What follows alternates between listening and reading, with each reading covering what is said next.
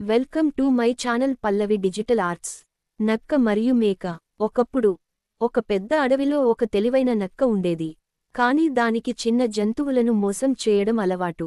ఒకరోజు ఒక మేకను చూసి నక్కకు ఓ మోసపూరితమైన పథకం వచ్చింది. మేక దగ్గరకు వెళ్లి నక్క చెప్పింది, మిత్రమా, ఈ అడవి నీకు సురక్షితమైన ప్రదేశం కాదు. ఇక్కడ పులులు ఎప్పుడూ చంపడానికి వెతుకుతున్నాయి. నేను నీకు ఒక మంచి ప్రదేశం చూపిస్తాను. అక్కడ పచ్చని గడ్డి ఉంది. నువ్వు సుఖంగా ఆహారం తినవచ్చు. మేక నక్క మాటలు నమ్మి, నిజమా? ఇక్కడ పులుల గురించి వింటే నాకు భయంగా ఉంది.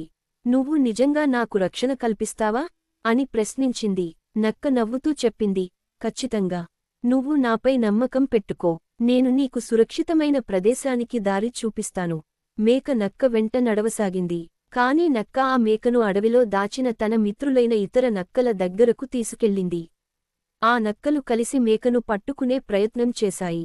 మేకకు ఇది మోసం అని తెలిసింది. అది తన తెలివితో బయటపడాలని నిర్ణయించుకుంది.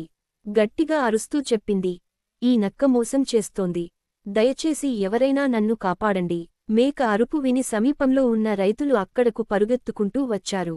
వారు నక్కలను వెంబడించి తరిమేశారు. చెడ్డపేరు తెచ్చుకున్న నక్కను ఇక ఎవరూ నమ్మలేదు. నీతి: మోసానికి లాభం తాత్కాలికం.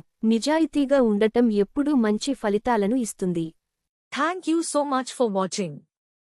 Please like, share and subscribe.